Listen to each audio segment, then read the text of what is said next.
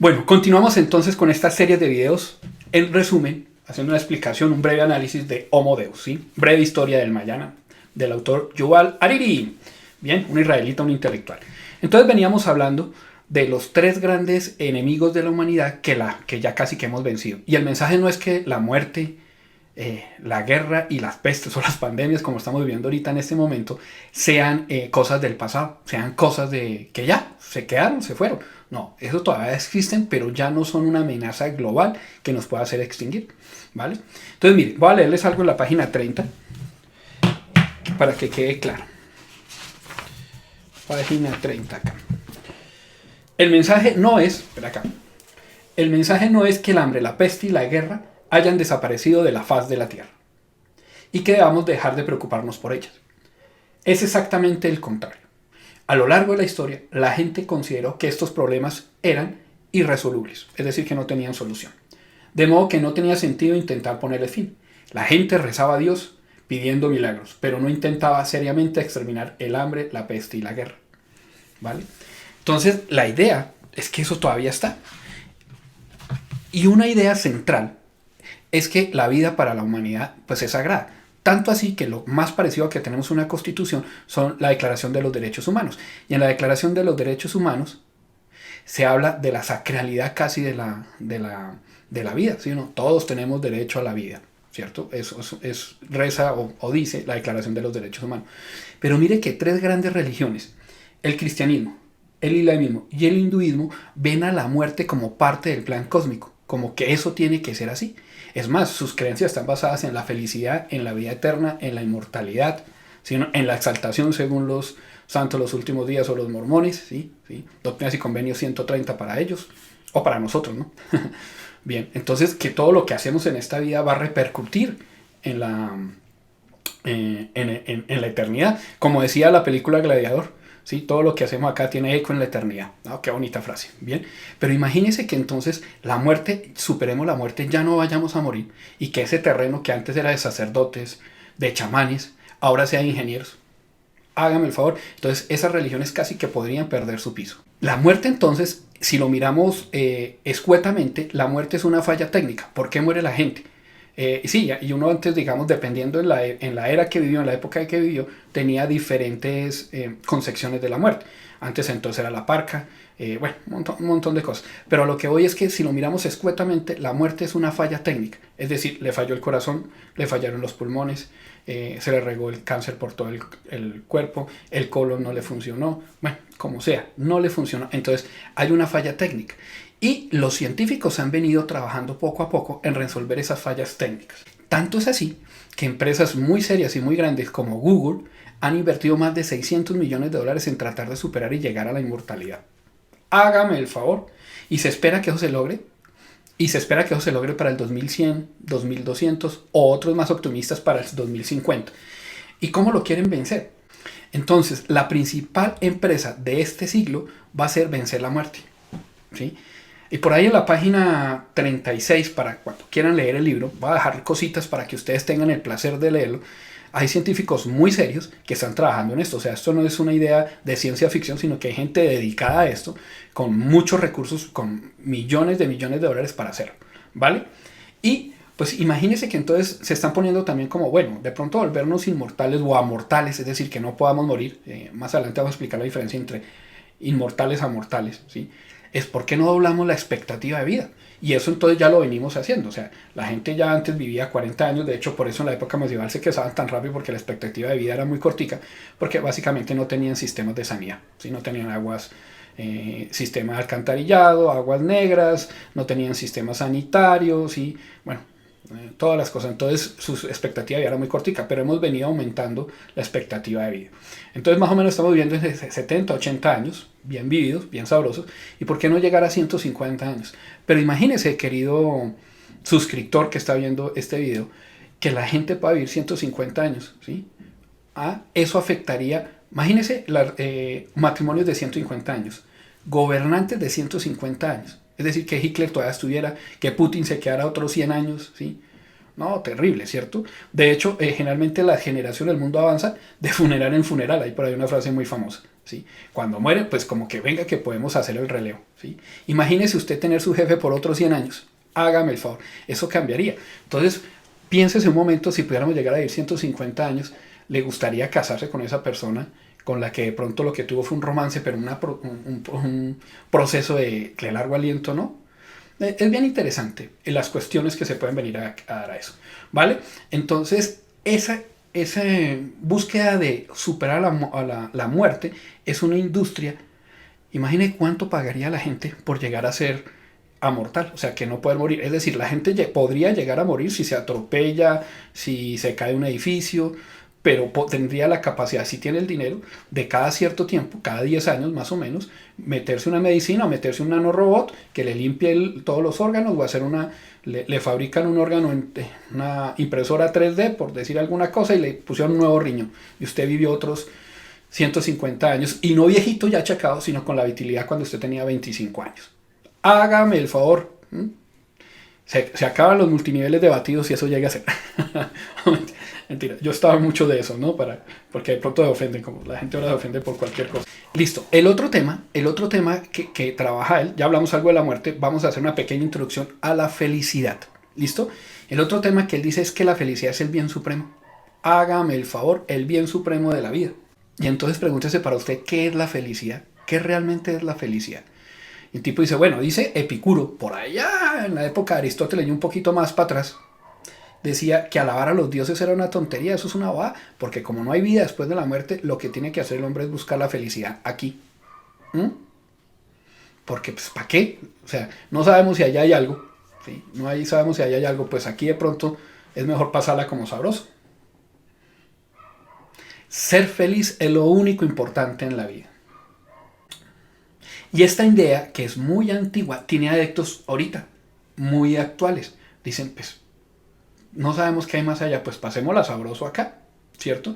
Y eso hace que estemos buscando dos cosas. O sea, como somos escépticos a la vida después de la muerte, como se supone que no hay, ¿cierto? O sea, ¿quién ha regresado allá? No se sabe, ¿cierto? Entonces, estamos buscando dos conceptos, estamos buscando dos cosas, la inmortalidad y la felicidad. Porque a usted le gustaría superar la muerte, pero para vivir endeudados 100 años. Entonces vamos a sacar un crédito hipotecario a 150 años, para pagar la casa en 120 años, ¿sí? Para tener crisis económicas 150 años. No, venga, o sea, si vamos a vivir tanto tiempo, como propone, pues que vivamos sabroso, porque no, para aguantar hambre son 120 años, para aguantar enfermedades 120 años, o 150, 200 años, o 500 años, que es la propuesta más arriesgada. Pues como que no, yo prefiero como que no vivir tanto tiempo si no vamos a vivir sabroso. Entonces tenemos que buscar la inmortalidad y la felicidad. Pero mire que para encontrar la felicidad es algo muy importante, es que se necesitan unos mínimos vitales sociales.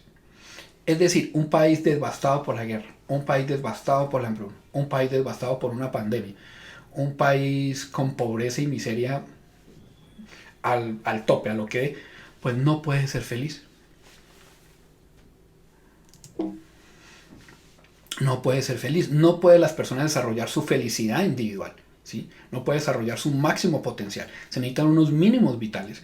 Y es una cosa que en mi país los políticos y la élite no ha permitido. Yo tengo este libro, Los dueños de la finca, en el que habla cómo los políticos en Colombia, 50 y punta de familias, han gobernado el país por los últimos 200 años. ¿Sí? Y no han permitido que esos mínimos vitales colectivos o sociales lleguen a la mayor cantidad de la población. Es más, Colombia ni siquiera controla todo el territorio. Sí, hay partes del territorio. Colombia es grande, tiene más de 1 millón de kilómetros cuadrados, aunque hemos perdido territorio por los malos gobiernos. Por los malos gobiernos hemos perdido territorio. Acabamos de perder hace unos años, en el gobierno anterior, logramos perder un buen pedazo de mar contra Nicaragua, ¿sí? Y el presidente de ese entonces no solo fue presidente, sino fue ministro por allá en los años 90, fue ministro más, o sea, siempre estuvieron en la cúpula. Entonces no le pueden echar la culpa a gobiernos anteriores porque siempre han sido la misma élite. La élite colombiana no ha permitido que toda la población tenga los mínimos necesarios para desarrollar una economía. Es más, no hemos superado como sociedad, no hemos superado el problema del agrario, que eso es un problema del siglo XIX, ya estamos en el XXI. ¿Sí? Mire, hay sociedades que ya están diciendo vamos a ser inmortales, vamos a conquistar Marte, viene la inteligencia artificial, y Colombia no hemos podido hacer la reforma agraria. Porque hay una pequeña élite que se ha nutrido, como dice como está en este libro, ¿por qué fracasan los países? Que hay una pequeña élite. Hay una pequeña élite, ¿sí? Que tiene una economía extractiva, entonces genera un bienestar para ellos y algo de bienestar para la gente porque pues necesitamos extraer, ¿sí? Y venga, entonces se ponen ahí, se miran ahí, se enconan ahí, ¿sí? Se enconan en el poder y no permiten que la sociedad progrese. Y no hemos podido desarrollar el gran potencial que tiene la nación. Eso es de lo más triste.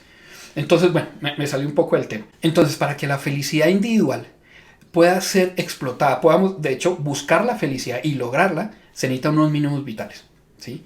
Ahí podríamos hablar también algo de la pirámide de Maslow, que mientras uno no puede desarrollar, no puede sacar, por ejemplo, la pirámide de Maslow es una pirámide en la cual Maslow dice que hay que unos escalones para llegar a la felicidad y a la autorrealización. Y el primer escalón es la supervivencia.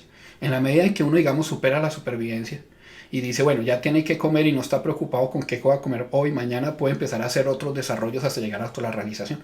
Eso se necesita, que haya una sociedad, que haya sistemas sanitarios, que haya internet, que haya los medios, que la gente tenga agua potable. En Colombia, Chocó, La Guajira no tienen agua potable la mitad de la población.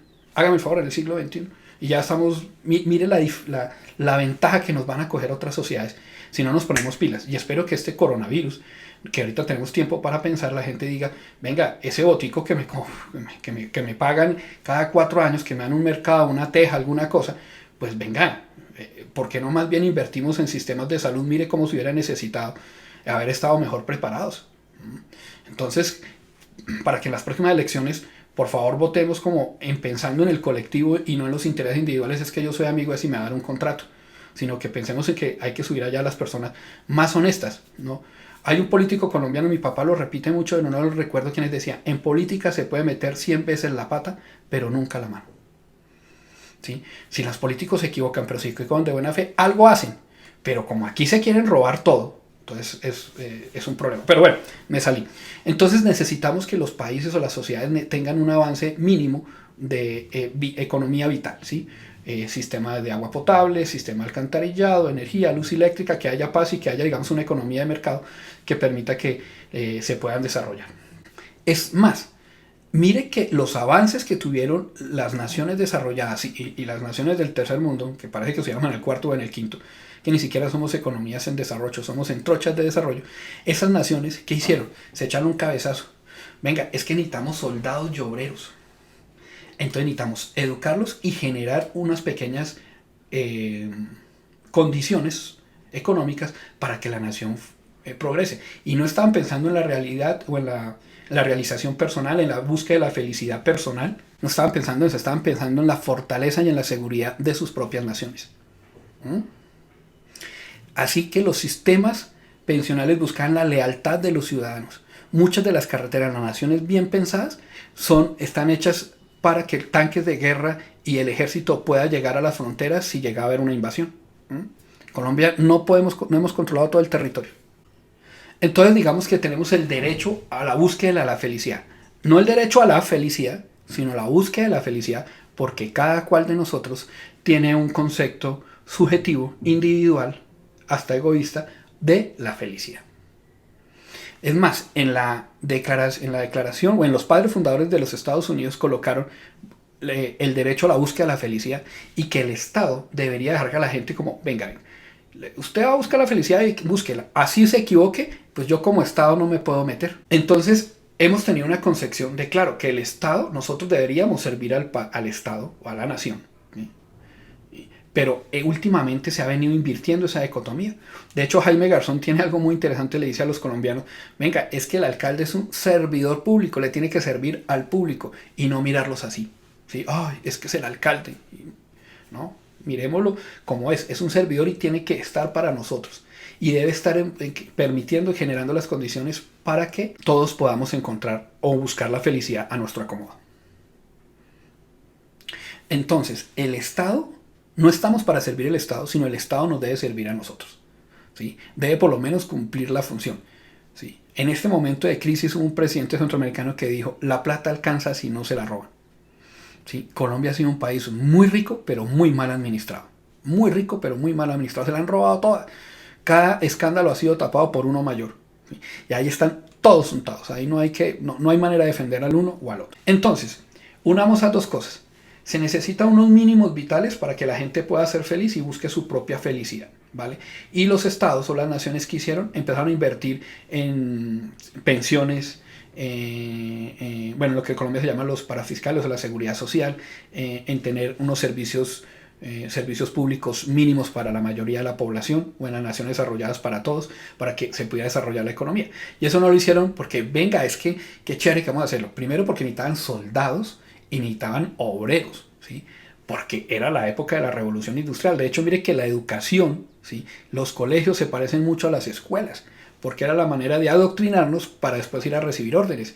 El timbre en el colegio para salir al descanso, el timbre en las empresas para salir al descanso, llegar a tiempo, salir a las horas, el horario, el profesor, siéntese, reciba órdenes, escriba y no pregunte, ¿sí? Pero el mundo cambió, que es hacia donde va este libro, y ese tipo de personas ya no se necesitan.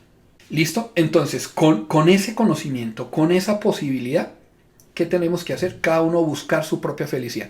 Pero mire, que volvemos al filósofo griego Epicuro, decía que la felicidad es la rectitud, y ahí se parece mucho a los 2 o 3 cuentos que tenemos en el canal, de Pinocho, Aladino y Alí Baba. Esos cuentos, o que esos autores nos enseñan que hay 2 caminos, siempre el camino del bien y el camino del mal, ¿cierto? Y que vamos a leerlo en las palabras de Epicuro que está en Homo Deus. Página 44 por si en algún momento lo quieren revisar.